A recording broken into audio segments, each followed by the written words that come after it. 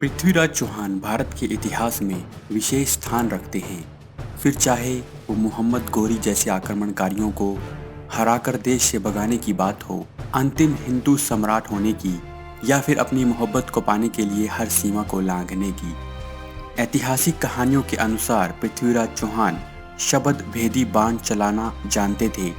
वो आंखें बंद करके अपने बाणों से किसी भी लक्ष्य पर निशाना लगा सकते थे। पृथ्वीराज चौहान ने इतिहास में अपना स्थान एक सफल शासक के रूप में हमेशा बनाए रखा है।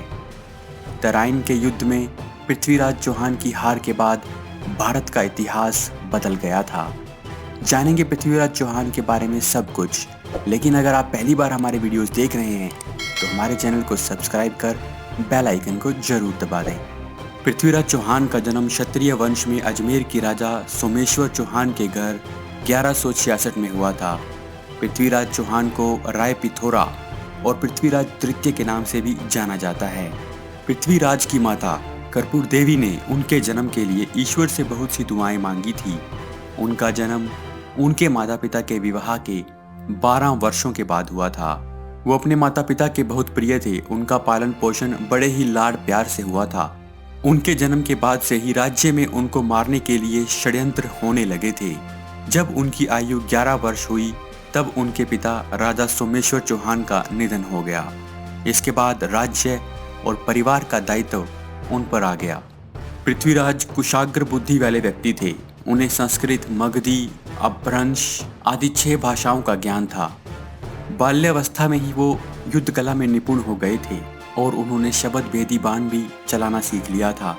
वो हाथी और घोड़ों को नियंत्रण करने की विद्याएं भी जानते थे। उनके मित्र चंद्रबाई ने अपनी काव्य रचना पृथ्वीराज रासों में उनकी इन विद्याओं के बारे में उल्लेख किया है। वो अपने राज्य को अच्छे से संभाल रहे थे, लेकिन उनके चचेरे भाई नागार्जुन ने विद्रोह कर दिया क्योंकि वो भी राजगद्दी को हथियाना चाहता था। पृथ्वीराज ने इस विद्रोह को कुचल डाला। दिल्ली पर उस समय पृथ्वीराज के नाना अनंगपाल का राज था। अनंगपाल का कोई पुत्र नहीं था, इसीलिए उन्होंने पृथ्वीराज से अनुरोध किया कि वो दिल्ली का शासन संभाल लें।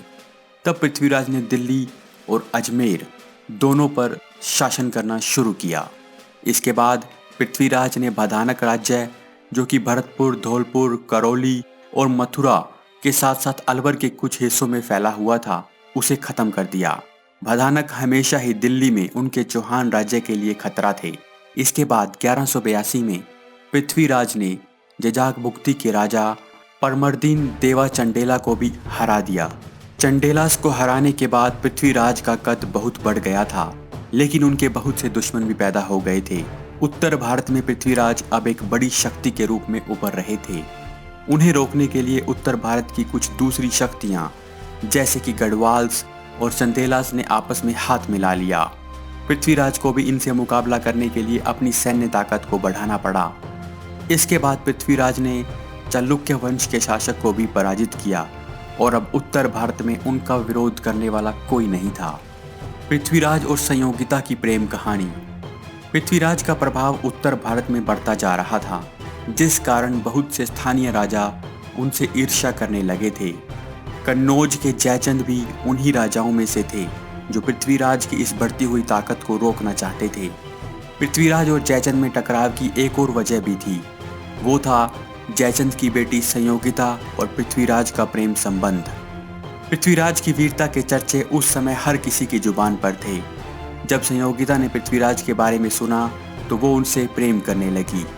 संयोगिता पृथ्वीराज के एक चित्र को देखकर उन पर मोहित हो गई और उसने अपना भी एक चित्र पृथ्वीराज के पास भिजवाया। दोनों में पत्राचार होने लगा और दोनों की प्रेम कहानी आगे बढ़ने लगी। एक तरफ दोनों की प्रेम कहानी आगे बढ़ रही थी, जबकि दूसरी तरफ जयचंद पृथ्वीराज के प्रभाव और उसकी महत्वाकांक्षाओं को खत्म करना चाहता था। जयचंद ने संयोगिता का स्वयंवर रचाया और सभी राजाओं को आमंत्रित किया, लेकिन पृथ्वीराज को नहीं। बल्कि पृथ्वीराज को अपमानित करने के लिए उसने द्वार पर द्वारपाल की जगह पृथ्वीराज की मूर्ति रख दी। इस बारे में सुनकर पृथ्वीराज बहुत क्रोधित हुए। संयोगिता भी किसी और से विवाह नहीं करना चाहती थी, इसीलिए उसने पृथ्वीराज को स्वयंवर में बुलाया। स्वयंवर में संयोगिता ने पृथ्वीराज की उस मूर्ति के गले में ही वरमाला डाल दी और उसी समय पृथ्वीराज वहां आ गए और संयोगिता को लेकर वहां से चले गए। जयचंद की सेना ने उनका पीछा किया, लेकिन कोई भी उन्हें पकड़ नहीं पाया। इस तरह संयोगिता और पृथ्वीराज की प्रेम कहानी पूरी हुई। चंद्रवरदाई से मित्रता। पृथ्वीराज के सबसे करीबी मित्र थे चंद्रवरदाई। चंद्रवरदाई को ब्रजभाषा हिंदी का प्रथम महाकवि भी कहा जाता है। उनके द्वारा रचित पृथ्वीराज रासो हिंदी का बहुत बड़ा काव्य ग्रंथ है, जिसमें 10,000 से अधिक छंद हैं। वो पृथ्वीराज के बहुत घनिष्ठ मित्र थे। उनके जीवन का ज़्यादातर समय पृथ्वीराज के साथ ही बीतता था, फिर चाहे वो दरबार हो या युद्ध क्षेत्र। उनके अंतिम समय में भी उन्हें ही दुर्भाग्यवश पृथ्वीराज की हत्या करनी पड़ी।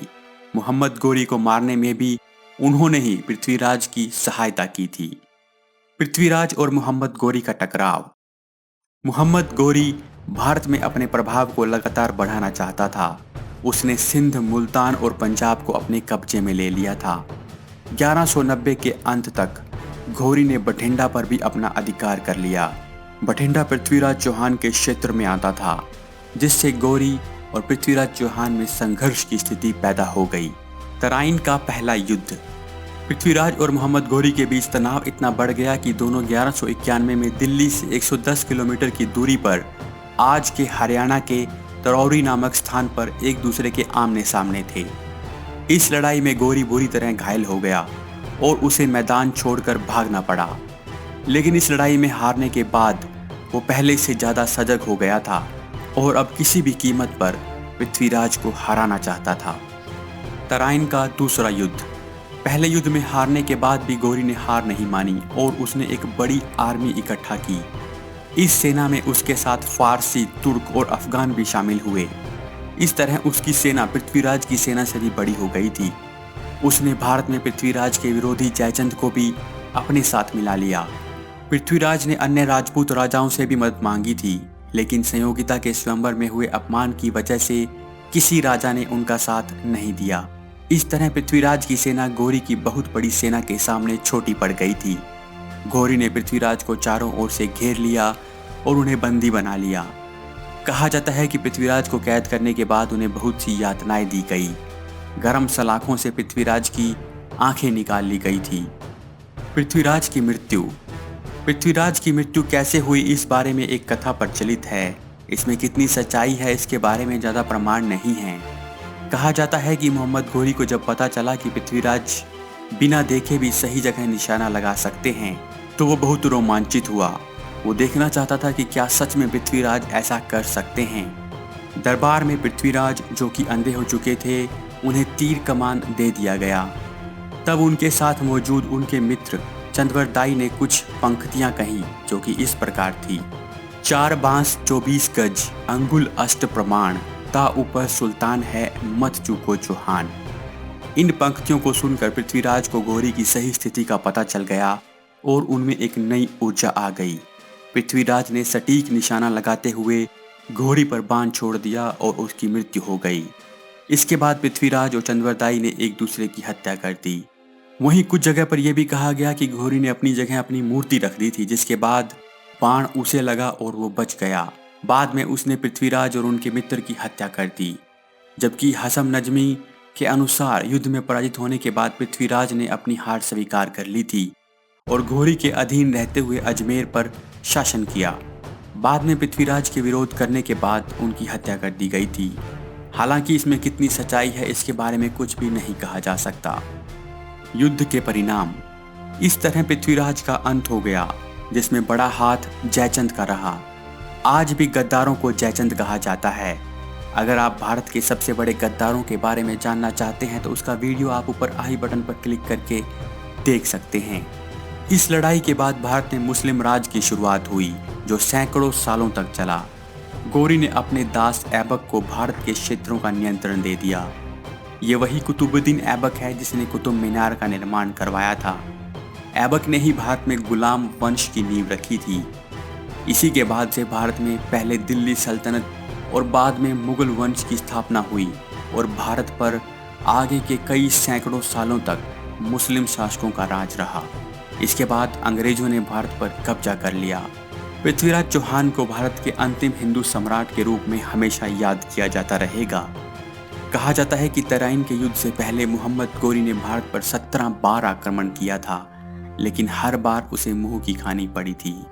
लेकिन उस अंतिम लड़ाई में पृथ्वीराज की हार ने इतिहास को बदल दिया।